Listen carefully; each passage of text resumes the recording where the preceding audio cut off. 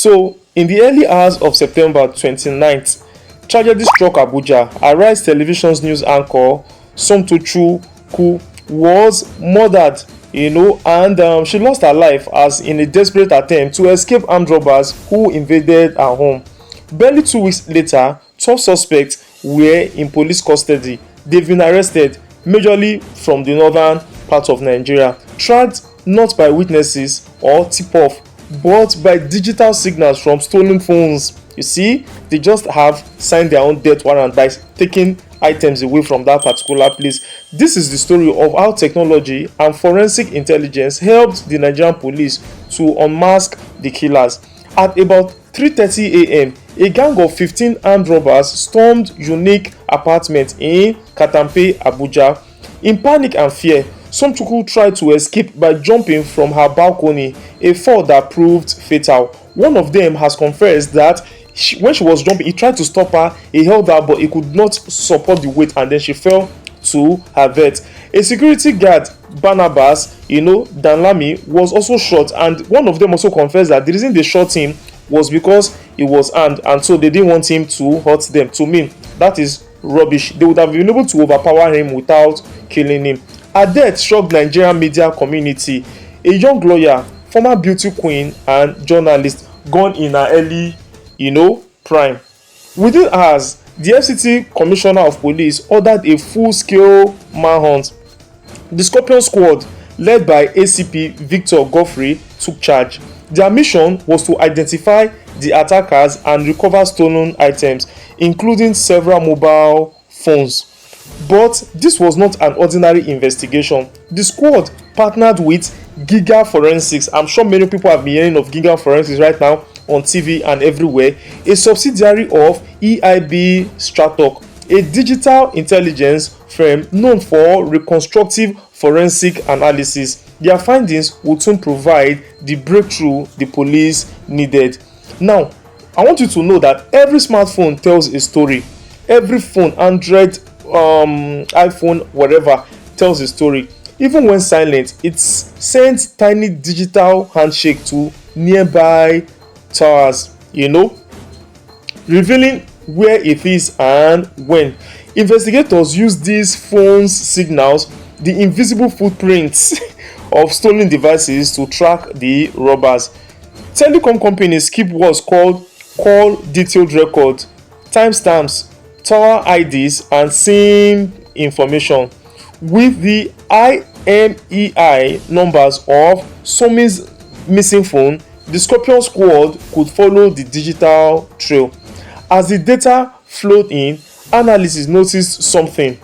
The stolen phones were active, connecting to towers in Abuja, then Katsina, Kaduna, and even Borno.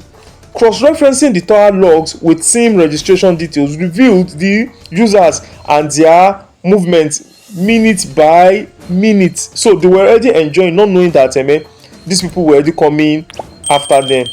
Using a mix of tower analysis, GPS pings, and social media checks, Giga Forensics, which by now they would have become a very big name in Nigeria because of what they've been able to achieve with catching of these criminals, built what they called reconstructive digital intelligence, a full digital timeline of the robbers' actions. When combined with CCTV footage, it was enough for the Scorpion Squad to move in. And this is it. The 12 suspects were arrested across multiple states, and some of them were even arrested in Abuja going for another robbery.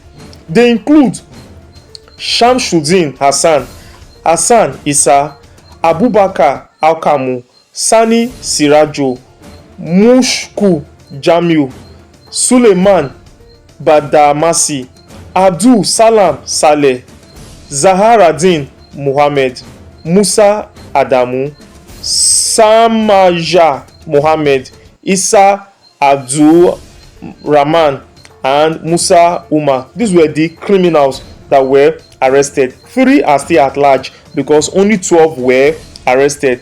The case reviews how 21st century policing works. From telecom data to forensic analysis, investigators now rely heavily on digital evidence. Every call, every SIM, every login leaves a breadcrumb that can be used to actually, track anything in the future.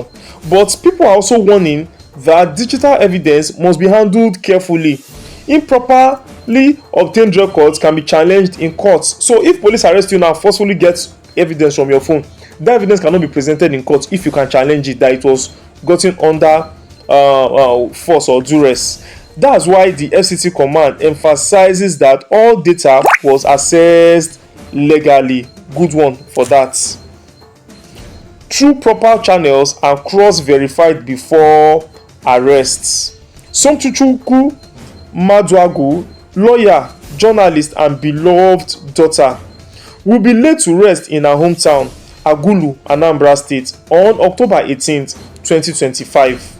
Her colleagues describe her as brilliant, kind and fearless. She came home to tell Nigerian's story from the United Kingdom, where she was happily engaged in something and making far more than she was making in Nigeria here. But in death, her story has become a reminder that justice, though delayed, is still possible in a digital age. From the darkness of Katampe to the data trails that led to justice, the Sommie case shows that technology can be the detective we never see. But it also reminds us behind every signal and every SIM card lies a human story, one that deserves truth, justice and dignity. That has been a special report written and produced by Kojex Yarns Media. I am Ernest Okoje. Thank you for listening, and may Sommie's soul rest in peace. Please remember to like, share, subscribe and comment. Signing out. Peace.